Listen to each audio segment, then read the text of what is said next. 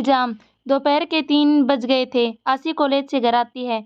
माँ, हाँ आई, मालती ने आशी के पास आते हुए कहा। आशी अपना बैग खूंटी पर टांगते हुए, माँ आज मोहल्ले की सभी औरतें मुझे देखकर एक दूसरे के कान में कुछ फुसफुसा रही थी। कुछ हुआ है क्या आज? यहाँ पर इन सब की तो आदत ही खराब है। अपने घर की इन्हें उतनी फिक्र नहीं रहती जितने की दूसरों के घर की होती है। माँ साफ साफ बोलो ना, मुझे आपकी जलेबी जैसी बातें बिल्कुल समझ नहीं आती। आज तेरे लिए एक बड़े घर से रिश्ता आया है।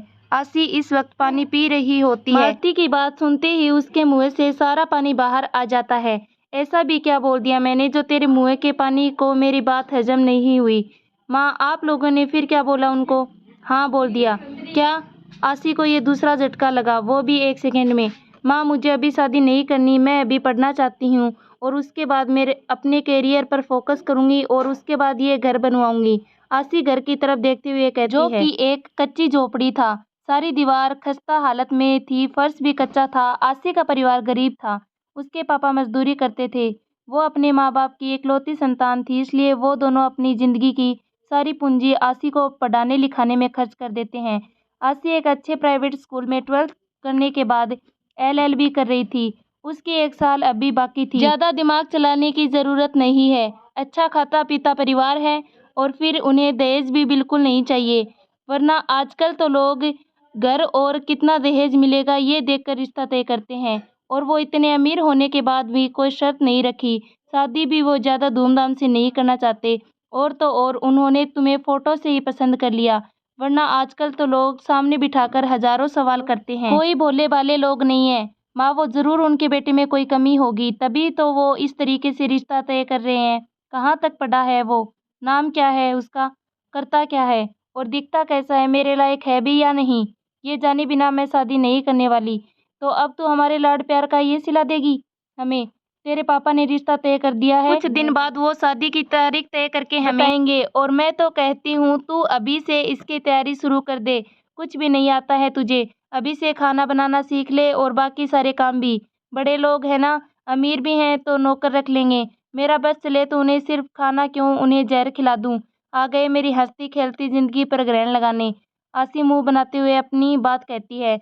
थोड़ी तो शर्म कर, तेरे होने वाले ससुराल के बारे में क्या बोल रही है? शुभ शुभ बोल, लड़कियां मरती हैं ऐसे घर में जाने को, और एक तू है कि उन्हें कोस रही है। लेकिन मैं नहीं मरती। खैर फोटो तो दी होगी उन्होंने, दिखाओ तो मैं भी देखूं। फोटो तो दी थी, लेकिन वो मुझसे चाय बनाते वक्त उस पर चाय गिर गई थी तो वो मैंने धो दी, पर अब उस पर दामाद जी दिखाई नहीं दे रहे। मालती ने मासूमियत की चादर से लपेटकर झूठ बोला। आशी ने कहा, माँ, इसे कहते हैं बेड़ा गर्क करना। किसी के बेटे को दामाद बनाने से पहले ही धो डाला। बहुत गलत बात। आशी ने मालती की चुटकी लेते हुए, मालती मन ही मन जो फोटो दिखा देती तो तू भड़क जाती। जब तक तू इस शादी के लिए खुद को मना नहीं लेती तब तक मैं तुम्हें दामाद की फोटो नहीं दिखाऊंगी। आशी जब चारपाई पर लेटते हुए, माँ मैं आराम करती हूँ और आप भी आराम कर लो। और मन ही मन, इस सीक्रेट बॉय के बारे में तो मैं पापा से बात करती हूँ। ऐसे ही किसी एरे गहरे से मैं शादी नहीं करने वाली, चाहे फिर जो है। शाम को जब श्याम घर आया तो आशी उसे पीने के लिए पानी देती है। क्या खास बात है आज जो मेरी गुड़िया मुझे पानी पिला रही है?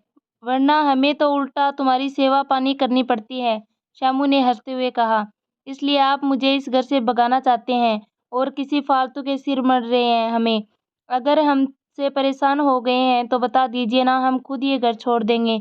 ये सब कहते हुए आशी की आंखों में नमी आ जाती है। श्यामू चारपाई से खड़े होकर उसे गले लगा लेता है।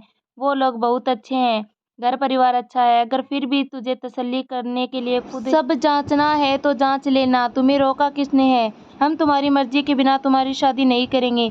आजा खाना खा ले और ज्यादा सोचना बंद कर। सब साथ में खाना खाते हैं। आप सच कह रहे हैं? आशी ने पूछा। श्यामू हाँ में सिर हिला देता है। 15 दिन बाद। पापा, आपको तो पता है हमारा कॉलेज हर साल लास्ट ईयर के स्टूडेंट्स को किसी फेमस केस को सुलझाने में पुलिस की हेल्प के लिए भेजते हैं, ताकि किसी भी केस को उलझने से पहले सुलझाया जाए।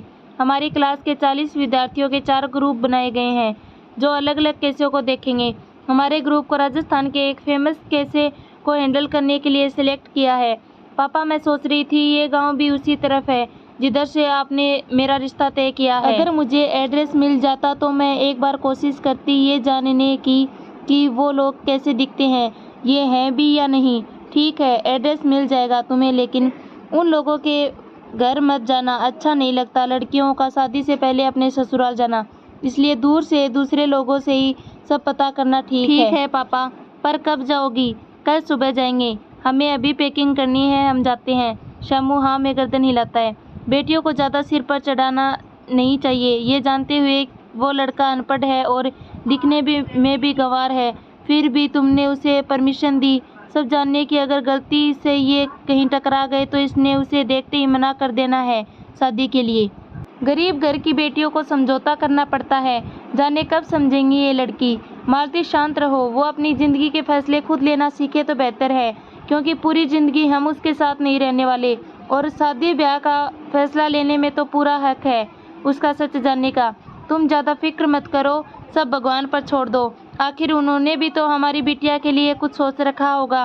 तुम खाना लगाओ, आसी भी आती होगी खाना खाने। दोस्तों आज की इस वीडियो में बस इतना ही। नेक्स्ट पार्ट के लिए कमेंट ज़रूर करें। Thanks for watching.